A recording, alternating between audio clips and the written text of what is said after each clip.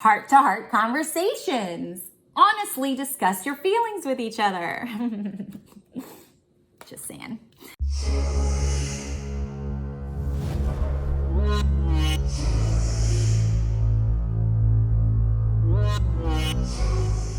Hey guys, it's Terrie. So great to see you. We have a relationship reading here on deck. Now, here's the thing about these readings.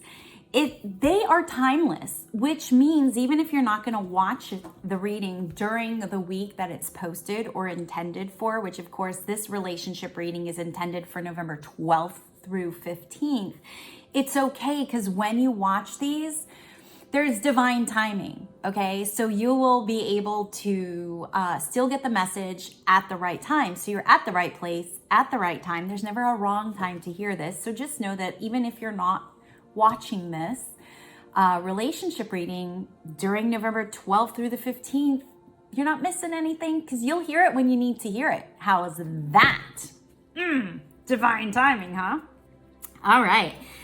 So, what a wild ride that we've been having lately. Yes. All right. So in terms of relationships, when I was talking to Team Terrie, they were telling me about people being super snippy.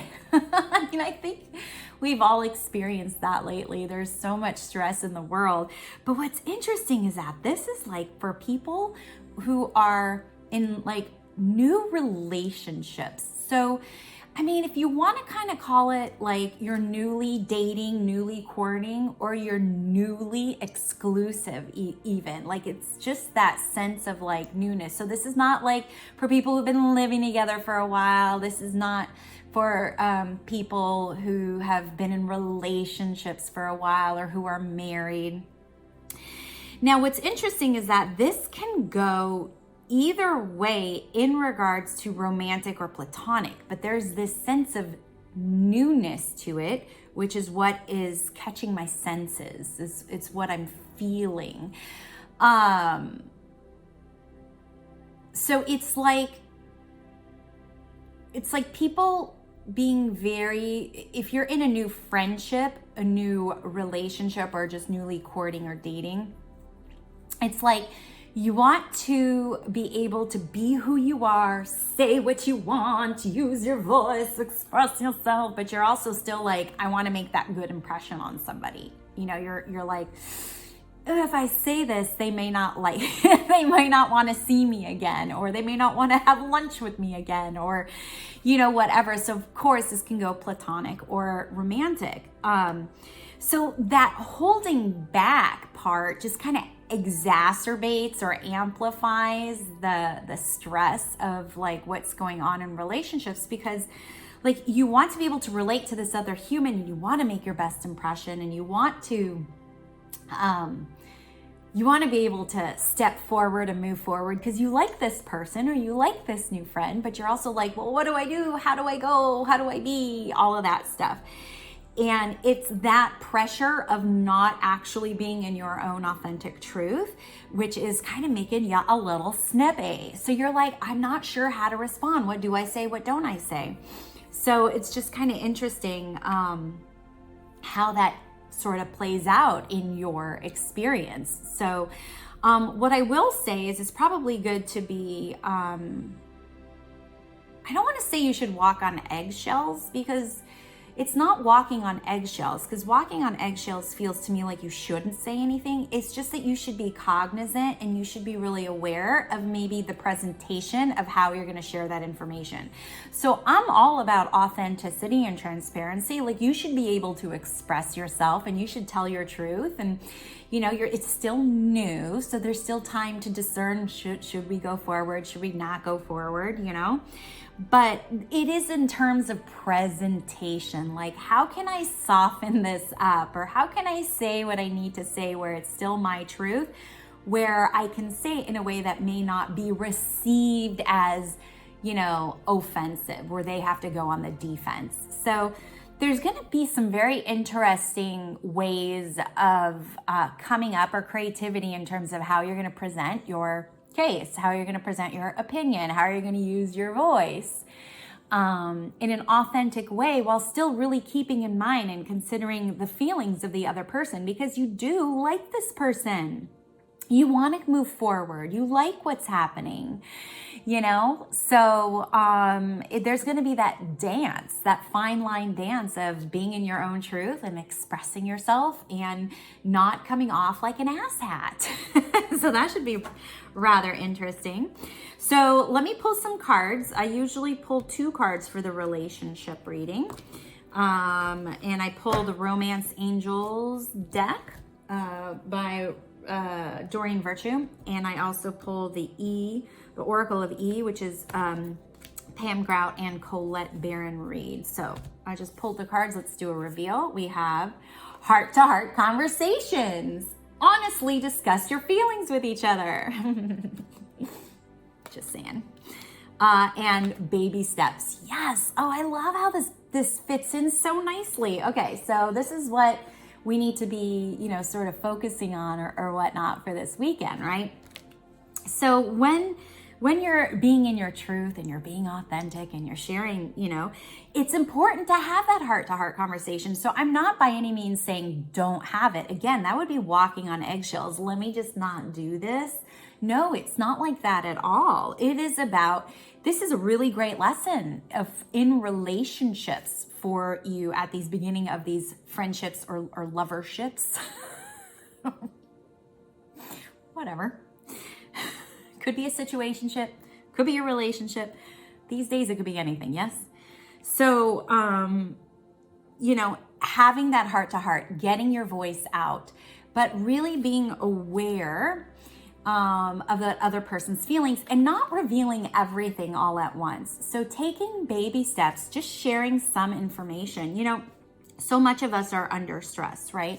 So we're all going through these huge shifts and changes and these upgrades individually and then collectively, right? So why would that not apply to, you know, people that you co-regulate with or co-create with, people that your friends, your family, new people, you know, so, you know, it is rather interesting because a lot of the readings that I've been doing recently, dating is really interesting these days. I have no other word to say it. It's like nobody's like really doing anything. Everybody's talking and there's no action on one end of the scale.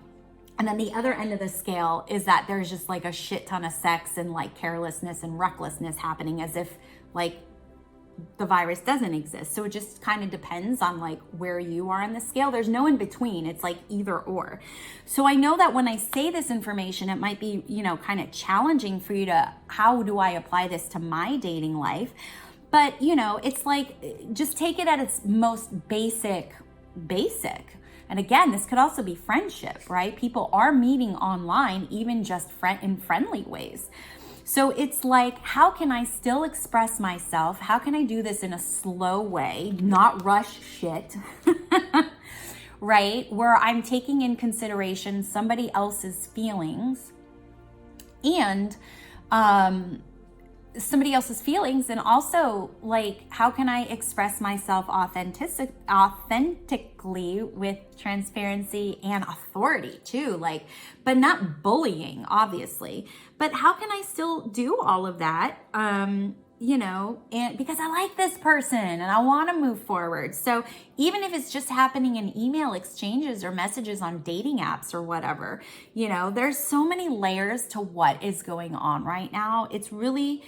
It's just a challenge right now. Times are really challenging because we're really learning how to sort of update our own personal operating systems and just also on a collective level, like destroy. And one of the systems that's being destroyed is like a dating system. Like, how do we date now? And do we do things differently than we used to do? So this is all part of that system breakdown conversation, right?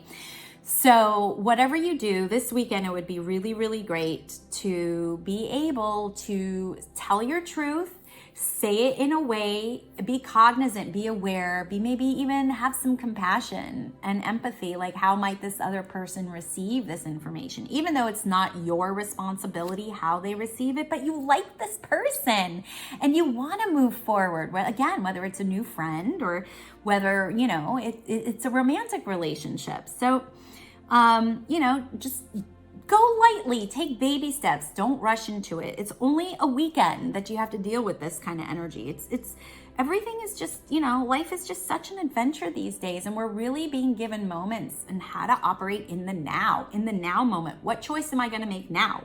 What choice am I going to make now? Because here's another now moment. Oh, look, here comes another now moment. It's right now. Literally every second of our life is a now moment. So you can totally choose this. This is up to you. But that's what this weekend is calling for. So there you go, sugar boogers. I don't know where that came from, but it popped out. So you're welcome. What am I always saying to you guys? Stay connected. Stay connected to your friends and family. Stay connected to yourself. Of course, you can stay connected to me. Hey, if you want a reading compatibility, I do compatibility readings. So if you're in a new relationship, I can look at both of y'all's energy and see, is this going to be a good match or a good fit? And same thing with like house hunting. If you are looking into buying a few houses and you're like, I'm not sure which house I should take, you know, a compatibility reading will do really good too. Also, like, which lawyer should I choose for my case? Again, it's a compatibility reading. It's all based off of energy. And I do offer those. You just check out my site, terriehuberman.com. Go to the book now section and you can get yourself a compatibility reading. All right, you guys, so stay connected to your friends and family, stay connected to me, stay connected to yourself, and I'll see ya on the flip side.